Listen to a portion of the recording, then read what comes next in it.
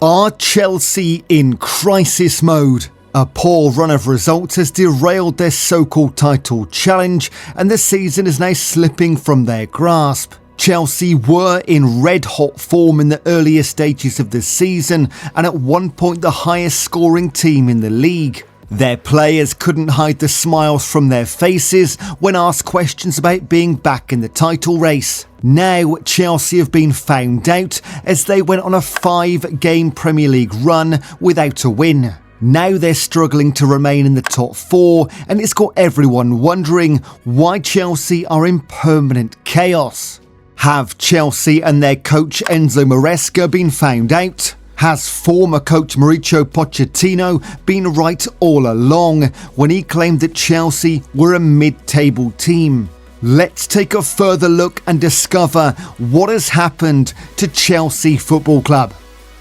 When Chelsea hired Enzo Maresca at the start of the season, the team was thrown into another round of chaos. Under Pochettino, at the end of the 23-24 season, Chelsea finally seemed to be leaning towards consistency, but the board were not satisfied with his tactics. They believed he was too chaotic and they wanted a more structured brand of football, but Chelsea fans didn't like the Enzo Maresca appointment.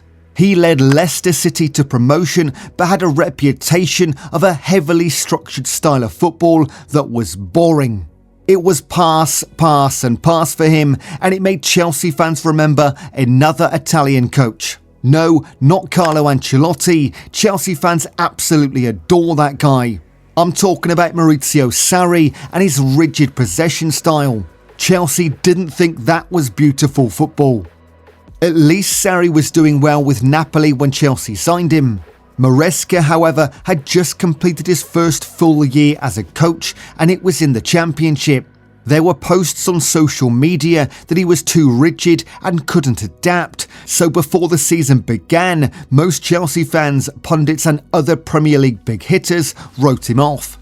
Then Maresca took a crazy approach that made fans wonder where the spending would end. So, despite their insanely bloated squad, the Chelsea leadership signed 11 more players, spending €250 million. What was the strategy? Well, Maresca ruthlessly cut down the squad. Senior players like Ben Chilwell and Raheem Sterling were declared surplus to requirements, and Maresca split the squad into two. There's Team A that mainly played the Premier League, Team B that played the cup competitions, and with the squad Chelsea took to Astana for their Conference League game, there might even be a Team C. Whether it's Team A, B or C, the style of play is largely the same.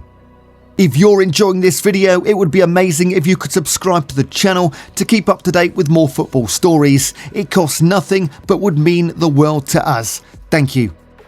Chelsea line up in a 4-2-3-1 style, which turns to a 3-2-2-3 when they're attacking.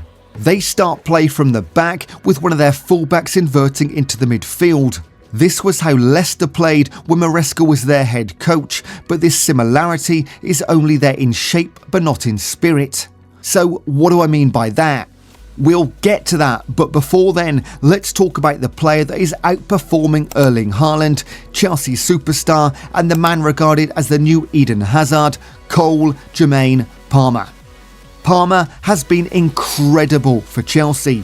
Since he joined, he's made more goal contributions than Haaland, and it looks like he's just getting started. At the start of the season, Palmer made history for being the first player to score 4 goals in the first half of a Premier League game. Now he's also the first player to score 12 penalties in a row in Premier League history, and his 12th penalty was a Panenka in such a high-pressure game against Tottenham.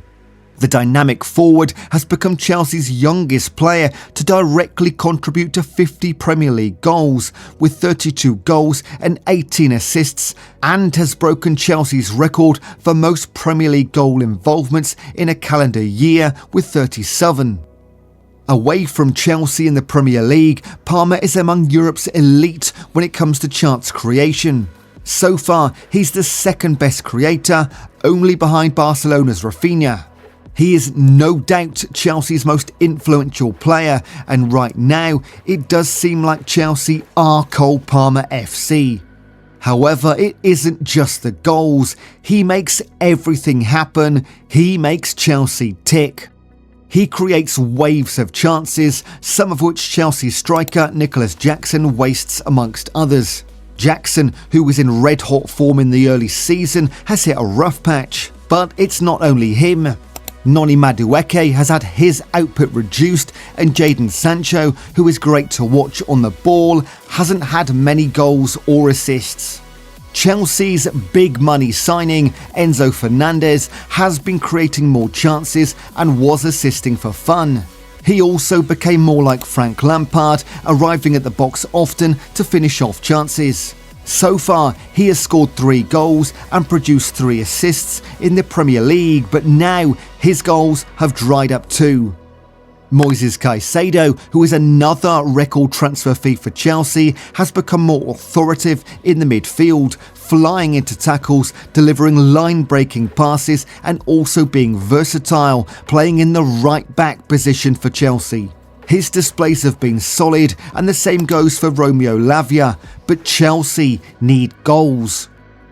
João Felix and Christopher Nkunku have also been in fine form in front of goal and could have been impactful in this regard, but the coach doesn't believe he can play Felix, Nkunku and Palmer together because it would affect the balance of the team. In Maresca's support, Nkunku isn't the best at pressing and doesn't track. Felix has shown more hunger when it comes to passing and defensive contributions lately, but it hasn't convinced Maresca. Palmer tracks back and presses, but the coach doesn't want him to come too deep because of how effective he is in the final third. Although it does seem like Maresca is limiting Palmer as well, but we'll get to that soon. Is there a way that Maresca can use Palmer, Felix and Nkunku together? He can have Felix play on the left wing and drift in to occupy the left-hand side of the pitch. Cucurella will hold his width as a fullback for Felix. Nkunku will play as the central attacking midfielder, while Palmer will play on the right but drift in to occupy the right-hand side. This would mean that Enzo Fernandez will be deeper with Caicedo, but it could work. This could be what Chelsea are looking for to provide balance and to start scoring again without the need in their over-reliance on Palmer. What do you think? The problem is there's no evidence to say that Maresca will change. He doesn't want his fullback to keep width. Instead, he moves Palmer around to probe for weakness. On paper, this looks great, but it doesn't translate to Palmer being more effective on the pitch. In fact, each time Maresca moves Palmer from the right-hand side to the left, he becomes less effective. Now, although I understand why Maresca would rather move Palmer around than playing with Nkunku and Felix, Chelsea do need that balance, and when we have to start to look at the defence, the stats aren't good either. Sure, Levi Colwill has been amazing in defence for Chelsea, and before his injury, so has Wesley Fofana. Marc Cucurella has also something else entirely for Chelsea, hassling attackers and running his socks off. However, Chelsea are the 12th team in terms of XG conceded. Maresca has identified that this is a problem, and Chelsea has recalled Trevor Chalobah from his Crystal Palace loan to help fix their defence. It's a pretty good move, but that's not the only thing Maresca has to fix. Perhaps his tactics have become too predictable. As mentioned earlier, he doesn't want his fullback to keep width, he inverts them. Sometimes he uses them as support for the defensive midfielders or plays them in more advanced positions. For instance, Gusto began to get into positions similar to that of an attacking midfielder. This meant he got into good areas of the pitch, but he wasn't scoring or assisting, and Arsenal capitalised on this when Chelsea played them at Stamford Bridge. Arsenal ignored Gusto and the advantage Maresca wanted to gain by letting him advance up the pitch and was nullified. Liverpool and Tottenham have also been able to take advantage of this by altering the way they press Chelsea's defence. Maresca has shown that he can adapt, and he must adapt by trying to get his best attackers on the pitch. He showed his brilliance by setting up his team to hold Arsenal to a draw and beating Tottenham despite going 2 goals behind. He also showed his tactical ingenuity with his approach against West Ham and Brighton, with Chelsea catching those two teams off guard by exploiting their high line. Chelsea were able to win those two games because they were clinical.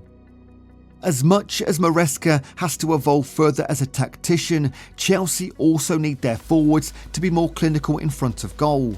To come back to Pochettino's original point, are Chelsea destined to be mid-table underachievers? This despite the money they've invested in the squad. Let us know your thoughts in the comments below. Please don't forget to like this video and subscribe to the channel for more football stories.